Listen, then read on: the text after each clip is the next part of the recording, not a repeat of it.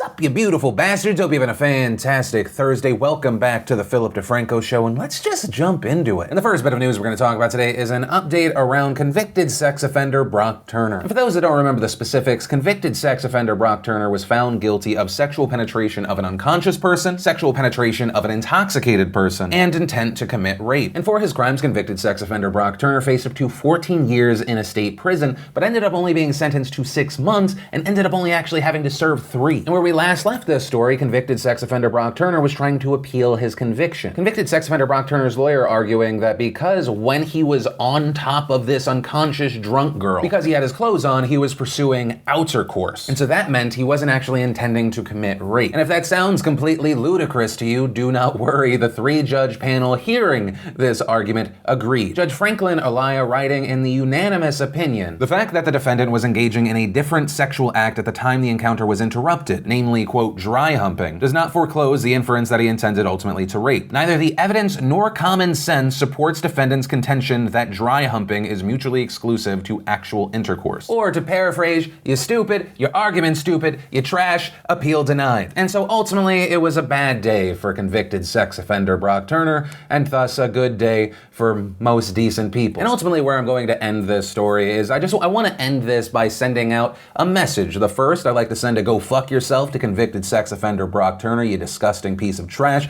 I'd like also to say go fuck yourself to your disgusting father who described this sexual assault as 20 minutes of action. And a final go fuck yourself to Judge Aaron Persky, who sentenced Brock Turner to 6 months because he was worried about the severe impact it would have on this 20-year-old boy. You're talking about someone that you convicted of being a sex offender. You're trash. I'm glad you're recalled, and I hope that your decision lives with you forever. And that's where I'm going to end this one. And then very quickly, I had people asking me to chime in on this James Charles situation. And James Charles, if you don't know, is a massive creator on YouTube, gets 4 to 5 million views on average per video. And this story ends up kind of actually being an update to something we had previously talked about. And that's because YouTube's resident shister tweeted, just read an article about YouTuber net worths and couldn't help but laugh at how low the estimates all were. Traditional media stays ignorant to the fact that most of us run empires and have better engagement than traditional media celebrities, but keep making those lists, lol. Also saying, if you think about it, what are the real differences between typical celebrities and big YouTubers? Both have talents, both have millions of people watching them, both do endorsement deals and can sell product, both get press, both get paid a lot. I'm curious to hear your input. Only major difference is the pay gap and respect. YouTubers bring the same assets to the table, if not more, because in most cases we're more easily accessible to our followers. Yet we're paid a fraction by advertisers and still not taken seriously by brands or media. It's frustrating. And so this seems to connect, I'm not sure if he's talking about the exact same article, but this seems to connect to something we've talked about in the past, which was the pay difference between mainstream celebrities on Instagram and digital influencers. The main point, following James's tweets, he received some hate. One writing, you complaining about not getting enough respect and money is a joke. Another writing, yes, people work 2 jobs and get barely enough to feed their family. He come in complaining about being underpaid. I love James, but it makes me mad. Others taking specific aim at the talent part, writing vlogging isn't a talent, doing challenges isn't a talent, doing pranks isn't a talent, unboxing stuff isn't a talent, etc. Not saying there aren't talented YouTubers or non-talented celebrities, but there's a clear gap in what's considered interesting with the separate mediums. But also in addition to that, there were fans that were supportive. There were also other creators chiming in. You had people like Mikey, Glam and Gore. You had people like Gabby's Show, Gabby Hanna. As far as my personal takeaway here, I think the place where I agree with James Charles, and this isn't surprising, I essentially said the same thing before. I think the advertising world incredibly underestimates digital influencers versus mainstream celebrities, despite the top digital influencers being comparable to the top mainstream celebrities. Like I'm talking about in a digital world with digital deals. If some digital influencer gets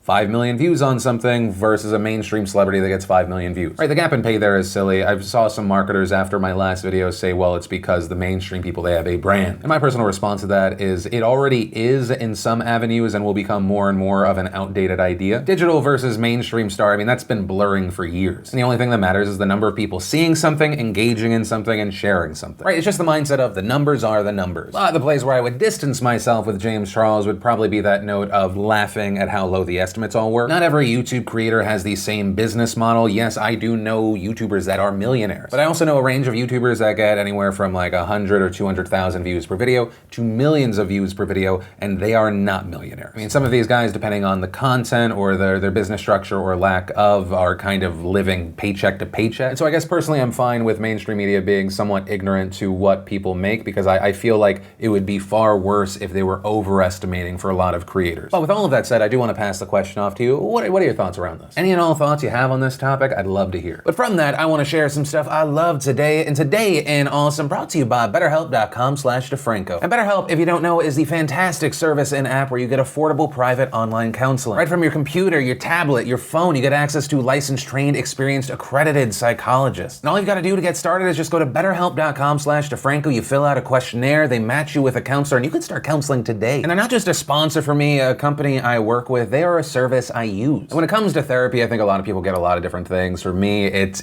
venting, expressing the unexpressed, and also I feel like I've gained these tools that are helping me navigate my life, my personal relationships. My main point, if any of this sounds interesting, you want to kind of check it out, go to BetterHelp.com/DeFranco and check it out for yourself. And the first bit of awesome today is we got a 6-minute gameplay trailer for Red Dead Redemption 2, and oh, October cannot come soon enough. I am so pumped for this game, and it's not just because I'm hoping Rockstar Games follows me on Twitter and then maybe sends me a copy of the game early. Definitely not that. Then if you're looking for some more news, awesome, we posted a new episode of DeFranco Now over on youtube.com/PhillyD. And if you're not familiar with that show, it's one we're developing. We actually make it along with you. And on today's episode, you get to meet one of the newer members of our team, Maria. So definitely check it out. And what's best of all is, other than, the general conversation in the comments there, if you ever feel like there are things that aren't being discussed about individual topics, you can always be a part of the show as well. Then we got a trailer for Slaughterhouse Rules with Simon Pegg. Then, and it's one of my guilty pleasures, awesome, you got a new video for 2 Chainz' Most Expensivest. Then we had Laura Harriet breaking down her favorite Instagram follows. We also had Nina Dobrev and Vanessa Hudgens answering the web's most searched questions. We also had Michael Cera on Hot Ones. We also got Colin Jost and Michael Shea taking a lie detector test. And if you want to see the full versions of everything I just shared, the secret link of the day, anything at all, links as always are in the description down below. And then let's talk about an update around the California wildfires we've been talking about the past week and a half. Now, as we've discussed, there are numerous fires in California right now, the largest being the Mendocino Complex fire that has burned through over 300,000 acres. But one of the last fires we talked about was the Holy Fire, and now an arrest has been made in connection with that fire. Police arresting 51-year-old Forrest Gordon Clark, and he's been charged with 2 counts of arson, a count of threat to terrorize, and a misdemeanor count of resisting arrest. And according to reports, Clark has lived in the area for over a decade. Also, a big thing of note is his house was reportedly the only house in his 14-house neighborhood that was not burned down. Also, according to Mike Milligan, a volunteer fire chief, he received threatening emails from Clark last week. And in there, he says that the community would burn. Also saying Clark ran through the community last week screaming. And there's also a video of Clark from before he was arrested, and it definitely seems like he's off.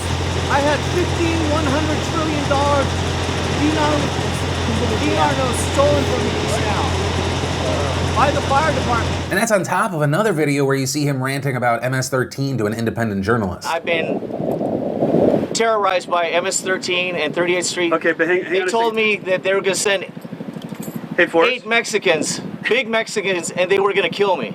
I need to get on a TV, so if I die, at least you know who did it. And as far as what happens next for Clark, well, 1, he's being held on $1 million bail. And 2, it is very likely that we're talking about a life in prison situation. And Orange County Supervisor Todd Spitzer spoke on this note saying, every single arsonist who has been prosecuted in the state of California for the most part has several screws loose. We have gained convictions in this state. We have gotten life in prison even with individuals who have mental issues. It doesn't mean that they don't understand what they are doing. It just means they're not necessarily stable. And in addition to this story, there's also some controversy around these fires now. And a lot of it has to do with this tweet from the California Department of Corrections and Rehabilitation that tweeted, today more than 2,000 volunteer inmate firefighters, including 58 youth offenders, are battling wildfire flames throughout California. Inmate firefighters serve a vital role clearing thick brush down to bare soil to stop the fire's spread. And in response to this, there were a lot of people outraged, surprised, they didn't know that this was a thing. And it turns out California inmates fighting fires goes back to the 40s. And essentially the way it works is it is voluntary and not open to everyone. According to reports, it comprises only inmates who earn a minimum custody status through good behavior behind bars, and excludes arsonists, kidnappers, sex offenders, gang affiliates, and those serving life sentences. Adding to join the squad, inmates must meet high physical standards and complete a demanding course of training. And reportedly, their pay for fighting the fires is $1 an hour plus $2 a day. And according to some of the reports, the inmates say part of the reason they do this is just the ability to get out of the prison,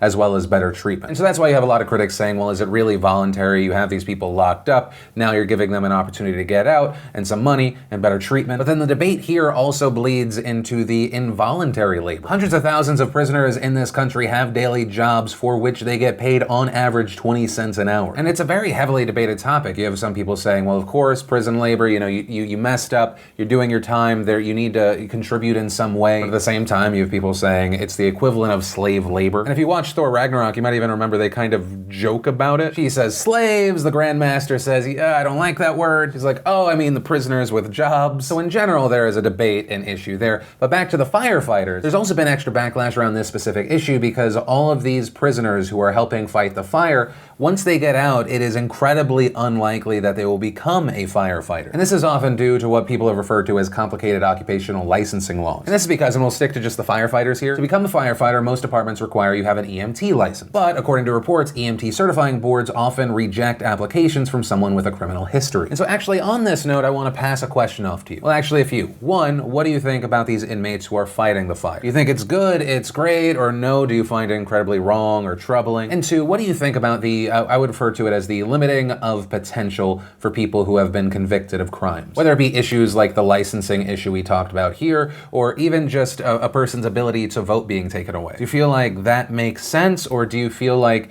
it just makes it more likely for that person to end up in jail or at the very least fail? And I'd love to know your thoughts on this one. And then let's talk about an interesting update around special counsel Robert Mueller and President Donald Trump. And the reason we have something to talk about here is because Donald Trump's lawyer Rudy Giuliani said some interesting things in the past day. The first of which is that he did an interview with Sean Hannity and he said that the investigation should be over by September, adding that the investigation isn't going to fizzle, it's going to blow up on them. And then reportedly, separately, Giuliani spoke to Axios and said, and I'll just read this, that there are two topics the president's lawyers want to rule out in order to agree to a Trump sit-down with Mueller. One, why Trump fired FBI Director James Comey, and two, what Trump said to Comey about the investigation of former National Security Advisor Michael Flynn. And I've got to say, that seems kind of odd and telling. It feels a little bit in the lane of, okay, I agree to do this sit-down interview as long as one, there are no questions about my missing wife, and two, no questions about why in the 36-hour window where she may have disappeared, I got only the trunk of my car deep cleaned. It feels like just even that request is even more reason why we should ask those questions. And in the case of President Trump, it's very interesting why you would say we cannot talk about these specific things